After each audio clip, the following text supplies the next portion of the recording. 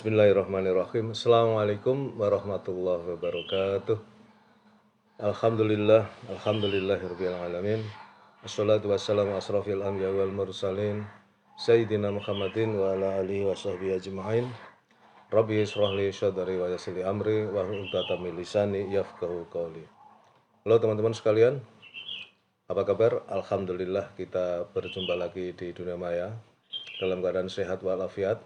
Dan oleh karena itu jangan pernah lupa untuk selalu bersyukur kepada Allah Subhanahu wa ta'ala atas segala limpahan karunia yang telah diberikan kepada kita, yang mustahil kita bisa menghitungnya. Di antaranya adalah karunia kesehatan, karunia kesempatan, karunia umur panjang yang barokah, dan tentu karena yang paling agung adalah karunia iman dan Islam. Karena dengan keduanya itulah kita akan selamat fid dunya wal akhirah. Sholawat serta salam semoga senantiasa terlimpahkan kepada uswatun hasanah kita, baginda Rasulullah Muhammad Sallallahu Alaihi Wasallam beserta keluarganya, para sahabatnya, dan semua pengikutnya, tentu termasuk kita yang mengharapkan sahabat beliau kelak di yaumil qiyamah. Teman-teman sekalian, alhamdulillah pagi ini saya akan melanjutkan buku Sirah Nabawiyah, kisah perjalanan kehidupan baginda Rasulullah Muhammad SAW. Dan pada pagi ini saya akan menyelesaikan bab terakhir dari rangkaian sub tentang perang Uhud, ya. Saya sampaikan sub Al-Quran bercerita seputar tema peperangan. Kemudian turunlah ayat-ayat Al-Quran menyoroti semua tahapan-tahapan penting peperangan ini, setahap demi setahap, dan menjelaskan secara gamblang penyebab timbulnya kerugian yang besar tersebut. Ya, jadi dalam perang Uhud ini karena kesalahan dari pasukan Muslim yang tidak taat kepada Rasulullah, sehingga bisa dikatakan perang Uhud ini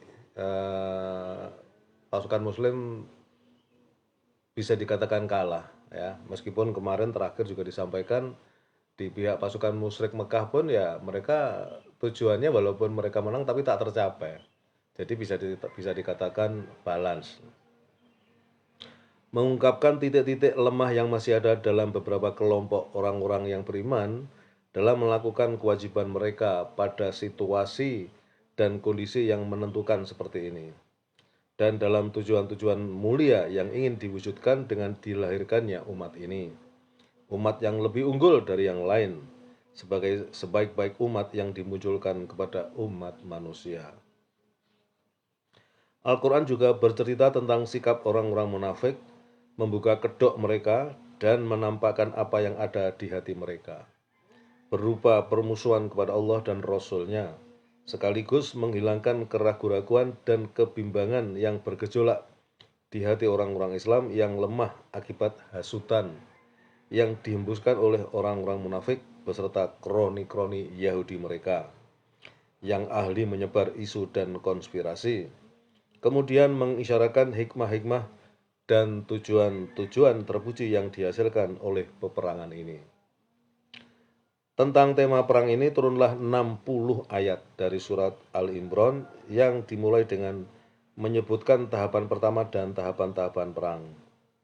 Dan ingatlah ketika kamu berangkat pada pagi hari dari rumah keluarga kamu, ketika akan menempatkan pasukan mukmin pada beberapa tempat untuk berperang. Surat Al-Imran ayat 121. Dan di bagian akhirnya memberikan komentar lengkap atas hasil-hasil peperangan ini beserta hikmah-hikmahnya. Allah Ta'ala berfirman, Allah sekali-kali tidak akan membiarkan orang-orang yang beriman dalam keadaan kalian sekarang ini, sehingga dia menyisihkan yang buruk, munafik, dari yang baik, yang mukmin. Dan Allah sekali-kali tidak akan memperlihatkan kepada kalian hal-hal yang gaib, akan tetapi Allah memilih siapa yang dikehendakinya di antara rasul-rasulnya. Karena itu berimanlah kepada Allah dan Rasul-Nya. Dan jika kalian beriman dan bertakwa, maka kalian mendapatkan pahala yang besar. Surat Al-Imran ayat 179. Hikmah-hikmah dan tujuan-tujuan yang terpuji dan dari peperangan ini. Imam Ibnul Qayyim telah memaparkan tema ini dengan memaparkan secara sempurna. Imam Ibnu Hajar menuturkan, para ulama berkata, dalam kisah Uhud dan apa yang dialami oleh pasukan Islam di dalamnya ada hal-hal besar yang terdiri dari berbagai manfaat dan hikmah Robbaniyah. Antara lain, pertama, menunjukkan kepada umat Islam akibat buruk dari maksiat dan kesialan akibat melakukan larangan dari peristiwa perginya pasukan pemanah dari posisi mereka yang telah ditentukan Rasulullah SAW agar mereka tidak meninggalkannya. Dua, kebiasaan para rasul adalah diuji lalu kesudahan terbaik menjadi milik mereka. Hikmah dari pengujian ini adalah jika mereka terus-menerus menang, maka akan masuk ke dalam golongan orang-orang beriman yang bukan dari golongan mereka dan tidak akan ada bedanya antara yang benar-benar beriman dan yang tidak. Sebaliknya, andai mereka kalah terus-menerus, maka tidak tercapai tujuan diutusnya Rasul itu. Maka hikmah menghendaki penghimpunan dua hal ini untuk membedakan yang benar-benar beriman dan yang berpura-pura. Hal ini disebabkan sifat asli orang-orang munafik tersembunyi dari penglihatan orang-orang Islam. Maka ketika cerita ini berlangsung dan para munafik itu menampakkan sifat asli mereka, baik berupa perbuatan maupun perkataan, maka sindiran berubah menjadi keterus-terangan dan orang-orang Islam menjadi tahu bahwa mereka memiliki musuh di rumah-rumah mereka sehingga mereka bersiap-siap menghadapinya dan menjaga diri dari serangan mereka.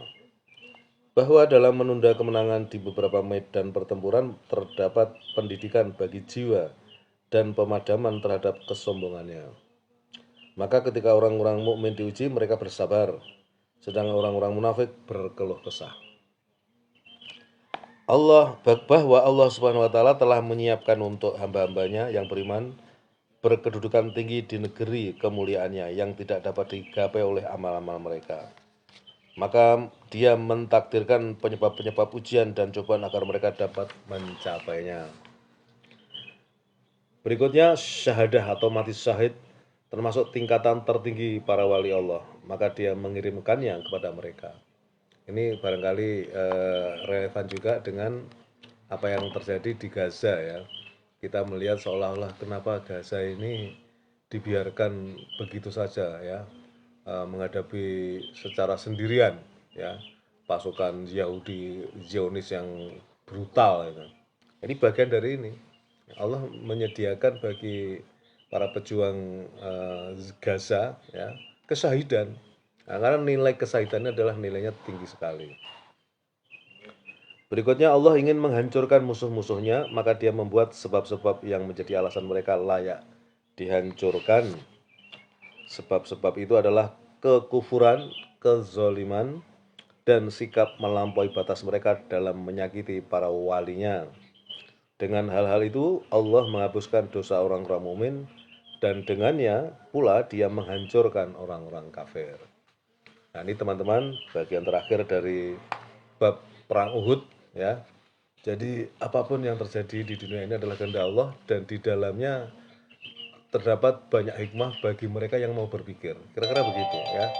Jadi kita dapat pelajaran. Tentu ini bisa kita terapkan dalam kehidupan yang lain ya. Tidak mesti dalam situasi perang ya. Dalam kehidupan yang lain kita juga menghadapi hal yang demikian. Sesuatu yang tidak kita kehendaki tetapi